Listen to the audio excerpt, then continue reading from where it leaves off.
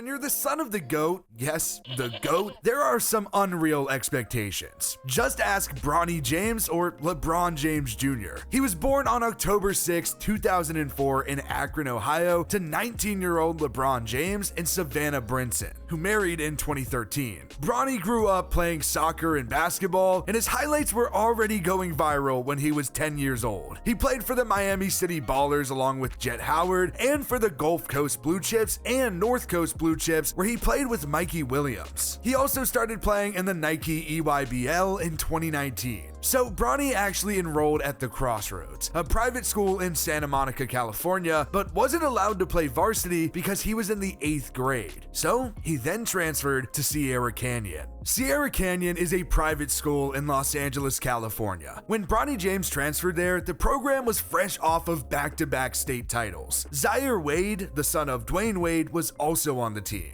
as was 5-star recruits Brandon Boston Jr. and Zaire Williams. Both were drafted in 2021. As a freshman, Bronny averaged 15 minutes and 4.1 points. Sierra Canyon actually came to Richmond, Virginia, where we live, and Jackson actually got to cover the game, and it was a mess. But it was also super cool to see Bronny play at a young age. He played 16 minutes and had 2 points. Bronny's big moment came on December 14th. He hit a go-ahead layup and scored 15 points in a 59-56 win against St. Vincent St. Mary's, his dad's alma mater. Sierra Canyon was really good and went 30-4, but the state championship game was canceled due to COVID. In 2020, Bronny played for California Basketball Club, a travel team. He tore his meniscus during practice in February of 2021 and did later return and played for Sierra Canyon. As a junior, again, Bronny torched his dad's alma mater, recording 19 points in a 71-53 win versus St. Vincent St. Mary. That year, Bronny averaged 8.8 points, 3.3 rebounds, and 2.8 assists. Sierra Canyon was led that season by eventual 2023 draft pick Amari Bailey and Kajani Wright, who's now at Vanderbilt but did play with Bronny at USC.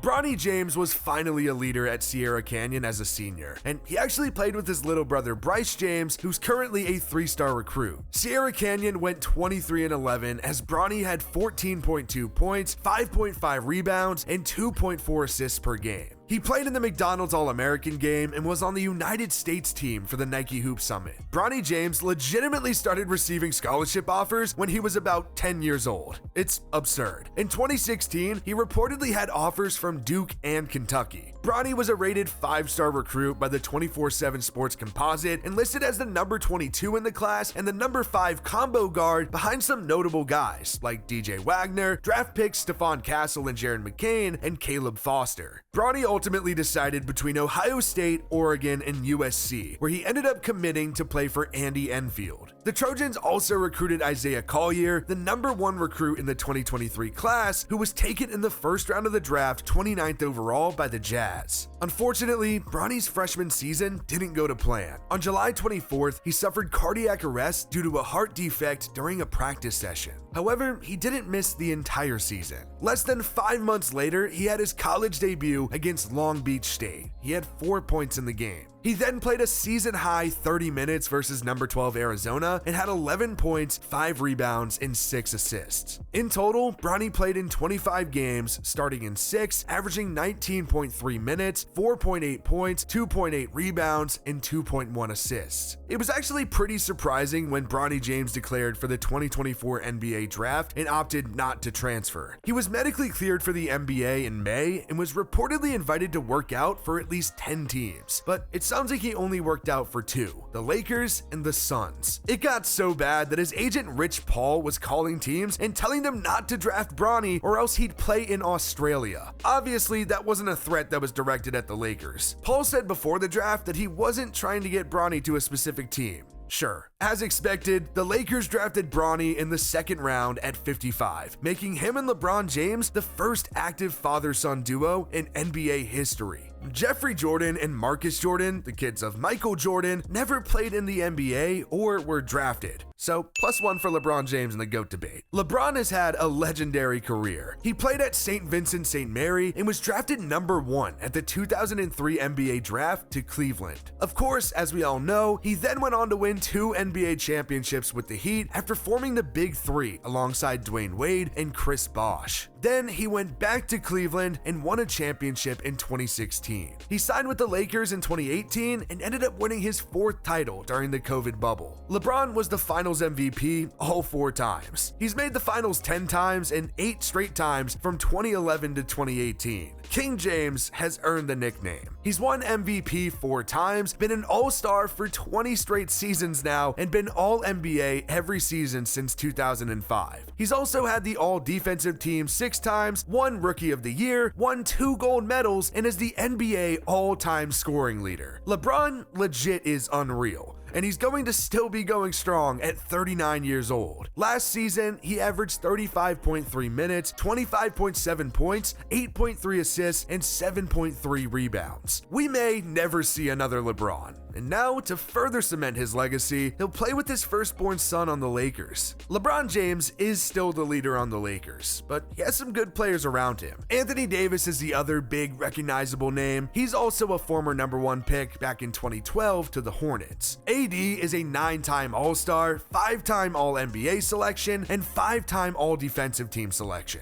Last season, he averaged 25 points and 13 rebounds and played in 76 games, a career high. The third most important guy on the roster is probably D'Angelo Russell. D'Lo got traded to the Lakers mid-season last year, so last season was really his first full season with the Lakers since 2016-17. He averaged 18 points and 6 assists. He was actually the Lakers' number 2 draft pick at the 2015 NBA draft and was then traded to the Nets in 2017. Aside from D'Lo, the Lakers also traded for Rui Hachimura. He didn't do much in 33 games, but he definitely improved last season, averaging 13.6 points and 4 rebounds. He's kind of struggled to stay on the court, but he played in 68 games last season, the most he's played during a single season. Austin Reeves is a pretty big name. Last season, he averaged 16 points, 5.5 assists, and 4 rebounds while playing in every game. It was only his 3rd season in the league, and he's only gotten better each season. The Lakers have a great duo in LeBron James and AD, and also have some good starters, but they don't have a ton of depth. The bench consists of Gabe Vincent, Max Christie, Cam Reddish, Jared Vanderbilt, and Christian Wood. There are some recognizable guys, but no huge game changers there. It'll be interesting to see where Bronny James fits into the mix, but he wasn't the Lakers' only draft pick. By drafting Bronny, the Lakers essentially kept LeBron around. His contract is under the max for the first time in more than a decade. He signed a 2-year deal worth $101.35 million.